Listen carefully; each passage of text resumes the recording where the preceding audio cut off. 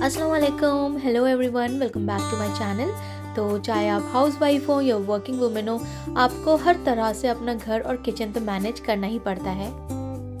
और कई बार ऐसा होता है कि हम किचन सही से मैनेज नहीं कर पाते और अपनी फैमिली को टाइम ही नहीं दे पाते, तो हमें खुद को ही बहुत बुरा लगता है। तो आज इस वीडियो में मैं आपके साथ कुछ ऐसे टिप्स शेयर करने वाली हूँ जिससे आप अपनी किचन लाइफ बहुत ईजी बना सकते हैं, अपने किचन का बहुत सारा टाइम सेव कर सकते हैं। तो चलिए let's start with the video. तो सबसे पहली जो टिप मैं आपके साथ शेयर करने जा रही हूँ वो है मल्टीटास्किंग। मल्टीटास्किंग के थ्रू हम अपना बहुत सारा टाइम सेव कर सकते हैं किचन के अंदर। जैसे कि अभी मैं डिनर की तैयारी कर रही हूँ, हालांकि अभी सुबह का ही टाइम है, मुझे लंच नहीं बनाना, लंच हमारा ऑलरेडी है, तो मुझे डिनर की तैयारी करनी है। तो सबसे पहले तो मैंने यहाँ पर आटा निकाल लिया है नीट करने के लिए, डो। और यहाँ पर मैं ये अनियन स्लाइस कर रही हूँ। आटा भी मैंने गूंदना स्टार्ट नहीं किया है, तो मैंने सोचा कि पहले मैं ये प्याज काट लेती हूँ। जितनी देर में मेरी प्याज गोल्डन होगी मैं उतनी देर में आटा गूंद लूँगी। प्याज फ्राई होने में 5-6 मिनट तो लगते ही हैं, और आटा जो है मैं बिल्कुल थोड़ा सा गूंदती हूँ। हम 2 लोगों का ही आटा गूंदता है, एक ही टाइम का, तो उसको गूंदने में मुझे बहुत ही कम टाइम लगता है, 3-4 मिनट ही लगते हैं। तो यहाँ पर मैंने कढ़ाई रख दी है अपनी सब्ज़ी के लिए। आज मैं बना रही हूँ एग करी। आप ये रेसिपी ट्राई कर सकते हैं, बहुत टेस्टी बनती है। तो मैंने पहले तो ऑयल लिया है, उसके अंदर डाला क्यूमिन, और जब हमारा ज़ीरा वो हो जाएगा, स्प्लटर हो जाएगा, तो मैंने यहाँ पर वही अनियन जो स्लाइस की थी वो ऐड कर दी हैं, और इनको अभी मैं होने दूँगी थोड़ा गोल्डन। और जब तक वो हो रही है मैं यहाँ पर आटा गूंद लूँगी। जो आटा है वो काफ़ी फटाफट से गूंद जाता है मेरा, जैसे कि मैंने आपको बताया है, क्योंकि 2 लोगों का ही है। और इस तरीके से ना मेरा ये अनियंस भी फ्राई हो जाएंगी, सब्ज़ी की तैयारी भी चल रही है हमारी, और जो आटा है वो भी मेरा गूंद जाएगा टाइम से। वैसे इस टाइम पर मैं लंच की तैयारी कर रही होती हूँ, पर रात को मैंने डिनर में बनाया था राजमा, तो राजमा रखा हुआ है, तो हमने सोचा है कि उसके साथ मैं अभी लंच में पराठे बना लूँगी। तो लंच में मुझे सिर्फ पराठे बनाने हैं, और जो ये सब्ज़ी बन रही है एग करी, ये मैं बना रही हूँ डिनर के लिए।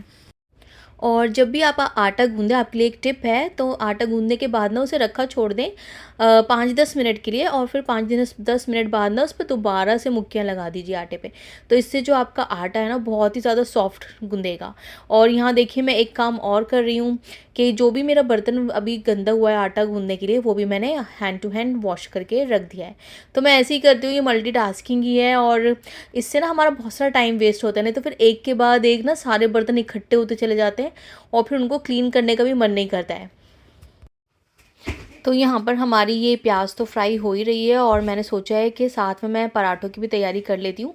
मैं ये कोशिश करती हूँ कि मैं जब एक चूल्हे पे काम कर रही होती हूँ, तो मैं दूसरा जो बर्नर है उसे मतलब उस पे भी दूसरा कुछ और काम कर लूँ, या तो नेक्स्ट मील की तैयारी कर लूँ, या फिर जो भी कुछ मैं कर सकती हूँ वो कर लूँ, मतलब फ्री ना रहे दूसरा चूल्हा भी।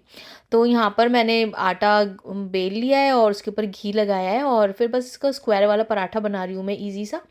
तो एक चूल्हे पे मेरी बन रही है सब्ज़ी, और दूसरे पे यहाँ पर मैंने पराठा बनने रख दिया है।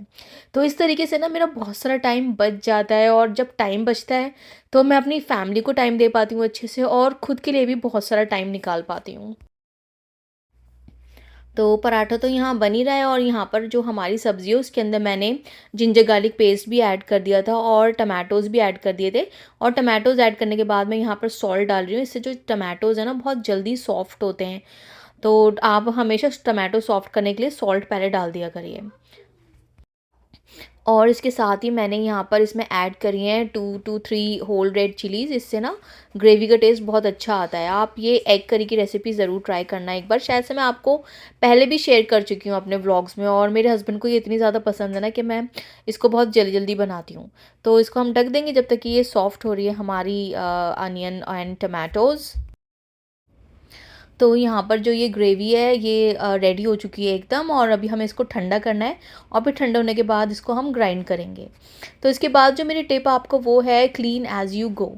जैसे ही आपका किचन का सारा काम होता है, आप उसको हैंड टू हैंड क्लीन करके जो भी सामान निकला हुआ है आपका, जो भी कंटेनर्स वगैरह निकले हुए हैं, जैसे यहाँ पर अभी मैंने देसी घी का डब्बा निकाला था, तो उसको भी मैं क्लीन करके रख दूँगी।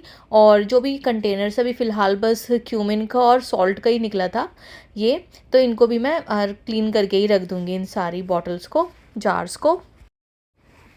अगर इनको हैंड टू हैंड क्लीन करके रखो तो आपके जार्स भी गंदे नहीं होते हैं और जो आपका काउंटर टॉप है वो भी सब साफ़ होता रहता है। और अगर आप इसको अभी नहीं समेटेंगे तो आगे चलकर आपको और कुकिंग करनी है किचन के अंदर, तो और ज़्यादा चीज़ें आपके काउंटर टॉप पे भरती रहेंगी। और जो भी अभी बर्तन सारे झूठे हुए थे उनको भी मैं हैंड टू हैंड क्लीन करके रख दूँगी। चाहे एक स्पून भी झूठा क्यों ना हो, मेरी आदत ऐसी हो गई है कि उसको भी मैं हाथ के हाथ धोकर ही रखती हूँ। तो जो भी ये बर्तन थे सारे मैंने कर दिए हैं क्लीन, और बस थोड़ा-सा हमें इसको काउंटर टॉप पे कपड़ा मार दूँगी और थोड़ा-सा कुक टॉप पे मार दूँगी। कुक टॉप की मैं डीप क्लीनिंग सिर्फ़ सुबह के टाइम और रात के टाइम करती हूँ।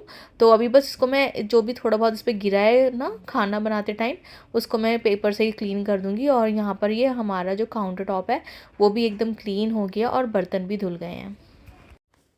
नेक्स्ट जो एक टिप मैं आपको बता रही हूँ जो मेरा बहुत ही ज़्यादा टाइम बचाती है, और वो है मेक एक्स्ट्रा ग्रेवी। अभी जो मैंने यहाँ पर प्याज और टमाटर भुने हैं ना, जो जिनको मैंने भुनाई करी है इसकी एग करी के लिए, तो मैंने ये एक्स्ट्रा करे थे। मतलब आधी इसकी ग्रेवी मैं एग करी में डालूंगी और आधी ग्रेवी मैं इसकी कल के लिए यूज़ करूँगी। तो इससे जो मेरा कल का काम है ना वो आसान हो जाएगा। हर सब्ज़ी में ना वही बेसिक से मसाले डलते हैं, नमक, मिर्च, हल्दी, धनिया, टमाटर, प्याज, जिंजर गार्लिक पेस्ट। तो आप चाहो तो ना इसमें वो धनिया, मिर्च, हल्दी भी ऐड कर सकते हो पहले से, पर मैंने वो ऐड नहीं करी है, वो मैं खाना और कुकिंग करते टाइम ऐड कर लूँगी। और देखिए मैंने इसको अब रख दिया आधी ग्रेवी को एयर टाइट कंटेनर के अंदर, और इसको मैं रख दूँगी फ्रिज के अंदर। और ये आराम से मैं इसको कल यूज़ करूँगी क्योंकि कल मैं थोड़ा बिज़ी हूँ, तो कल की मैंने तैयारी कर ली। कल मुझे जाना है डॉक्टर के पास, मेरी अपॉइंटमेंट है, रूटीन चेकअप। एक और टिप मैं आपको ये सजेस्ट करूँगी कि जो जिंजर गार्लिक पेस्ट होता है वो भी आप फ्रीज़ करके रख सकते हैं। और ये जो टमाटो अनियन ग्रेवी मैंने अभी कंटेनर के अंदर करके रखी है ना फ्रिज के अंदर, इसको भी आप फ्रीज़ करके रख सकते हैं। जब मैं नई नई कनाडा आई थी तो उस टाइम पे मेरा बहुत छोटी थी और मेरे पास टाइम की बहुत कमी रहती थी। रोज़ाना रोज़ाना टाइम नहीं होता था कि इतना सारा टाइम मैं खाने को दूँ, क्योंकि मेरा आप छोटी थी, इसी वजह से ना मैं ये फ्रीज़ करके रखती थी। और इससे ना मेरी जितनी भी सब्जियां बनती थी इतनी ईज़िली बन जाती थी, मतलब कोई ऐसा लगता था किचन का आधा काम तो ख़त्म ही हो गया ये ग्रेवी रेडी करने से। फटाफट से चाहे वेज खाना बनाना हो या नॉन वेज बनाना हो, मेरा सारा ये ना ईज़िली बन जाता था। तो ये अगर आप बहुत ज़्यादा बिजी हैं, ये घर में छोटे बच्चे हैं, तो ये आप टिप ज़रूर यूज़ करें। तो हम आते हैं बैक टू एग करी। तो मैंने यहाँ पर ऑयल लेकर वही ग्रेवी ऐड कर दिया और उसके अंदर वो मसाले ऐड कर दिए, red chili powder, coriander powder and haldi. तो और सॉल्ट हमने पहले ही डाल दिया था, तो इसे सॉल्ट नहीं डालना। और जब हमारा मसाला भुन गया है तो उसके अंदर मैंने कसूरी मेथी ऐड कर दी है, और कसूरी मेथी के साथ ही मैं यहाँ पर एग्स ऐड कर दूँगी। एग्स भी मैंने साथ के साथ फ्राई कर लिए थे।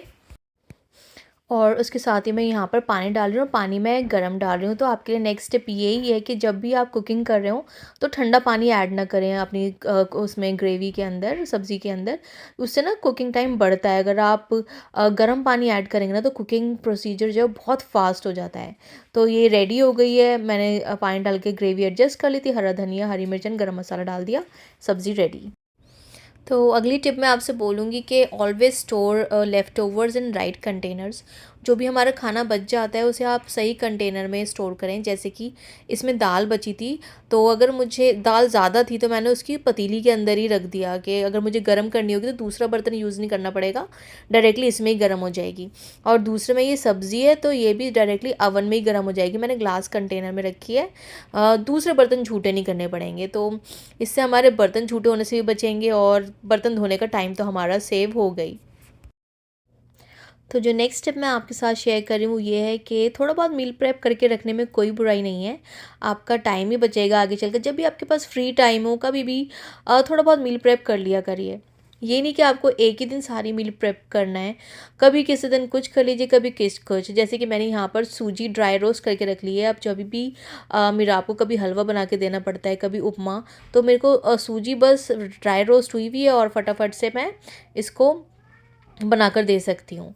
और इसी तरह ना मैं ये जो आलू है ना, ये भी कुछ आलू मैं हमेशा बॉईल करके रखती हूँ, क्योंकि बॉइल्ड आलूज़ बहुत सारे कामों में यूज़ हो सकते हैं कुकिंग में हमारे। आलू बॉइल्ड होना तो बहुत सारा टाइम हमारा बचता है।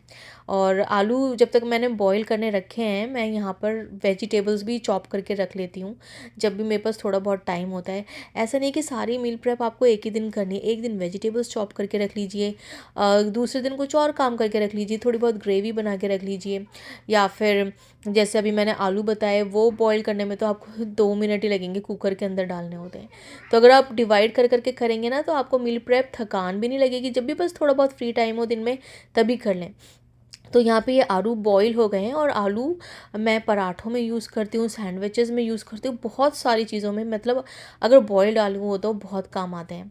तो अभी मैं यहाँ पर आपको एक आलू की रेसिपी बता रही हूँ, उससे ना आप डोसे में यूज़ कर सकते हैं और सैंडविच में बहुत टेस्टी बनता है। तो ऑयल के अंदर राई दाना डाल दिया है, साबुत लाल मिर्च डाल दी है, और हरी मिर्च डाल दिया, और थोड़ी सी उड़द की दाल डाल दी है मैंने, और थोड़ी सी चने की दाल दाल डाल दी है। और इसके साथ ही मैंने यहाँ पर कड़ी पत्ता डाल दिया है, और उसके साथ ही मैं यहाँ पर अब ऐड कर दूँगी अनियंस, चॉप करके रखी हुई है मैंने यहाँ पर। और इनको हम हल्का सा भून लेंगे, जल बस आपकी हल्की सी ट्रांसलूसेंट हो जाए। और मैंने जिंजर भी डाली है इसके अंदर, चॉप करके थोड़ी सी, बिल्कुल स्लाइटली आपको इसको भूनना है, हल्की सी सॉफ्ट हो जाए। फिर उसके बाद जो बॉइल्ड पोटैटोज थे उनको मैश करके इसके अंदर डाल दो, और हल्दी ऐड कर दो इसके अंदर, सॉल्ट ऐड कर दो, और थोड़ी सी ब्लैक पेपर ऐड कर दो इसके अंदर। और इन सबको डालने के बाद इसको मिक्स कर दो, और फिर ना थोड़ा सा इसको सॉफ्ट बनाने के लिए बिल्कुल थोड़ा सा पानी ऐड कर दो इसके अंदर। तो इससे ना ये रेडी हो जाएगा, और इससे आप डोसा बनाकर देखें इस वाले आलू से, बहुत ही ज़्यादा टेस्टी डोसा बनता है, और सैंडविचेस भी इसके बहुत टेस्टी लगते हैं। तो आलू तो हमेशा रखें घर में बॉईल करके, आधे से ज़्यादा काम आपका आसान हो जाता है। और जो नेक्स्ट टिप मैं ये करती हूँ कि जो भी लेफ़्ट ओवर फूड होता है ना, उसको मैं, अगर हम वैसे ही हस्बैंड को या बच्चों को गर्म कर देंगे ना, तो कभी भी खुशी खुशी तो खाएंगे नहीं, बस ऐसे ही सोचेंगे पहले का रखा हुआ है। तो उसको ना आप अलग अलग वेज़ में यूज़ कर सकते हैं। जैसे मेरे पास ये आलू बीन्स की सब्ज़ी थी बची हुई, तो इसका मैं इनको सैंडविच बना कर दे दूँगी। और अगर कोई दाल बचती है तो उसे आटे में गूँध कर दाल के पराठे बना कर दे सकते हैं आप, या फिर दाल की पूरी बना लीजिए, पालक की भी ऐसी बन सकते हैं पराठे, हर सब्ज़ी के बन जाते हैं। और ना अगर आपको लगे कि सब्ज़ी आपकी वो, मतलब पराठा पूरा गीला हो रहा है सब्ज़ी से, सब्ज़ी में पानी है, तो ना आप उस पर सफ़ेद आटा थोड़ा सा डाल देंगे ना, तो वो ड्राई हो जाता है। तो इस तरह से ना नए नए तरीके निकालिए लेफ़्ट ओवर फूड यूज़ करने के लिए, तो सब खुशी खुशी खाते हैं, और उनको एहसास भी नहीं होता है कि ये पहले का बचा हुआ खाना है।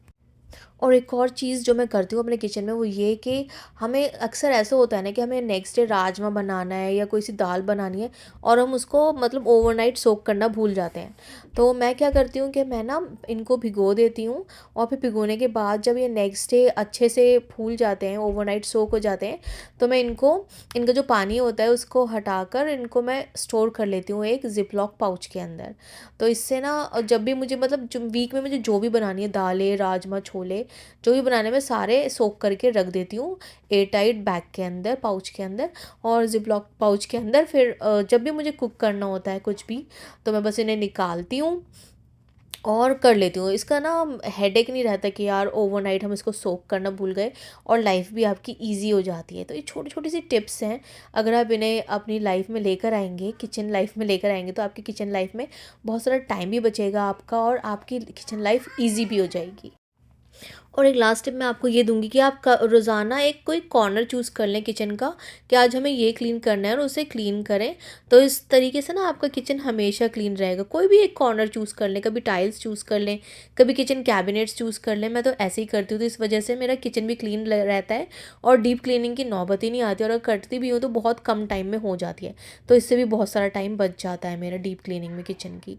तो यही सारी टिप्स थी, इन्हें आप अपनी लाइफ में लेकर आइए, लाइफ ईजी बनाइए। एंड आई होप आपको आज का व्लॉग अच्छा लगा होगा। वीडियो अच्छी लगी हो तो प्लीज़ चैनल को सब्सक्राइब करें, और वीडियो को लाइक करें, शेयर करें, और मैं मिलती हूँ आपसे नेक्स्ट टाइम।